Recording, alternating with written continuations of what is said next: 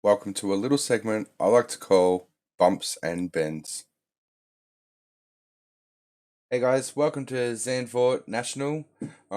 Actually really looking forward to this track this week. Once again, I'm really enjoying the Formula Sprint when you have a clean race. But at the moment, this circuit in real life is under full construction. It's pretty much torn probably 50% of the circuit apart. Um, First of all, let's have a look at the geography. We'll do something a little bit different today. This is Zandvoort Park, which is right on the beach, which I've come here today and I've learnt something. There's the circuit. Look how close it is to the beach. So this whole area is made of sand, and I didn't realize that it was that close to the beach, but I've always known that the circuit itself is made on top of a sandbar. So putting two and two together, you go, oh, duh. But what it's meant, it's been really easy to reconstruct the circuit in a short period of time. So this year, Max Verstappen will have a sea of orange all the way around the circuit on something that's going to look amazing. So I'll put a link above for where that circuit is. Sorry, the drone footage mid-construction. It's looking amazing. The bankings are huge. And yeah, it's going to be great. But let's have a look at the Circuit National in the Formula Sprint in iRacing. Before you do, click on subscribe down below. And yeah, I'll show you a lap. Now, I got down to a 105.6, which is not too bad. I've just finished a race where without practice I was in the sevens and realized that it was way too slow. So looking at the leaders and how they're attacking the circuit, got down to a 105.6, then a 5.7, then a 5.6. So that's when I'm really committing. I'm gaining a lot more time, like almost a full second. So let's have a look at a full lap.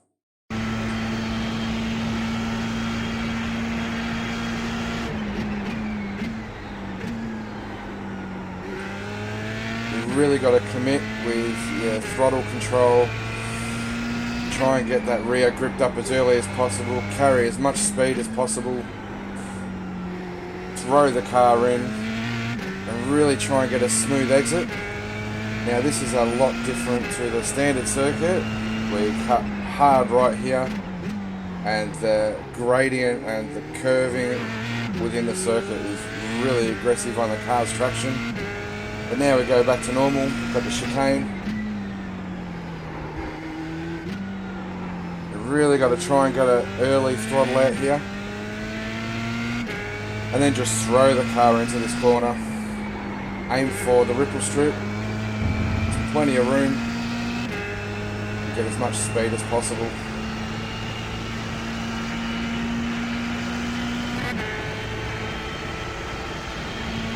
That's a 105.6. My other laps weren't that far off, but yeah, any little hesitation and you're going to lose time straight away. Let's have a look at the circuit from its bumps and bends perspective. Let's have a look. So yeah, we're going flat out. I will also show you at the end the rolling start issues we're going to have too this week. But going hard, I'm using this line as a braking marker, but I'm trying to brake as hard as I can, or as late as I can, without locking the rears up. I've got my rear bias down to a 55.8 again, so wind the rear bias right back. And so 1.5 car lengths past that line, and then just throw it in. And you really want to focus on exit here, and try not to hit that. You can, it doesn't really affect the car too much. It's more about building up speed for this corner here. You can go high third or low rev fourth and just throw the car in, let it go out wide, and then use, instead of having a combination of corners, divide them up corner by corner. That's how I found a lot more time. And then really get it out wide and just throw it into this. It's quite banked. Let the air force pull the car in and try and go as tight as you can to this corner. without touching it. If you touch it, it'll make the car a bit unstable and you won't get that proper traction you're looking for. Notoriously, this is a sandy circuit, so the grip is a little bit lower than your standard asphalt circuit. Get the full exit, and then we've got the full drag strip over here. Watching the leaders, they just stay to the right. Minimize the length of the circuit. Now this point here, I was using the start of the ripple strip as a braking marker, but braking earlier helps much later in the corner. If you brake too late, you'll end out wide. And I'm braking and just trying to settle the car, try and brake the car as straight as possible, and then just throw the car in towards this ripple strip. So my front's locked there, but it's unweighted, won't damage the tyre at all. Now this ridge, there's a ridge right here where it enters the normal circuit, and with this car, it's really hard to get traction. So what I'm finding, modulating the throttle, and you can feel the rear losing grip, and as soon as it does, throw it into second, and you'll have a little bit of wheel spin with a gear change, and it'll just shoot the car forward. And the leaders were going either fourth or fifth before the chicane. Personally, I found fourth was enough. It's more about your braking point. So once again, I'm looking at the ripple strip as a braking marker. Getting the car slowed down, and then throw it in as close to that second ripple strip as possible in third. That's 20 minutes to go, 20 minutes. Thanks, Jim. And then down to second in the change of direction really helps pull the car up. Now you want to get as tight as you can. It is bumpy here. So once again, modulating your throttle till you feel you can just throw it out of the corner and flat stick. Now this corner is, the last section is really, it requires commitment. If you hesitate, you're going to lose a lot of speed, and with a long straight, you're also going to probably lose positions. So just throw the car in. Throw the car in, maybe tap the brake to bring that front end in, but try and get the middle of the car over the ripple strip. And that will help understeer the car enough to stay on the circuit without going into the sand. There's a nice big sand pit.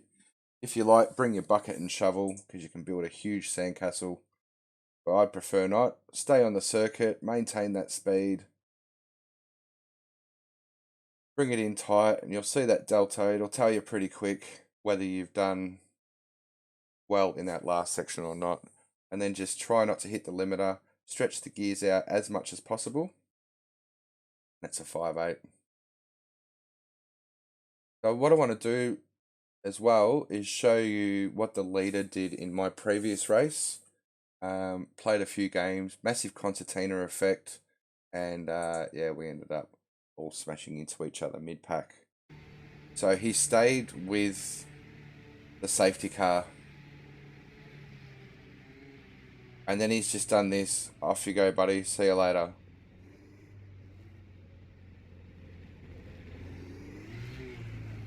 So, and then he's driven off, and then he's slowed down again. You can hear crashing in the background. Now the race starts now, and you'll see P2 is here, and he's really trying not to get a penalty. This guy's playing games. We need to fix the starting procedure. This circuit really highlights it. Lately, the circuits we've been trying have been, the pit entry has been before the last corner. This time, pit entry is halfway down the straight.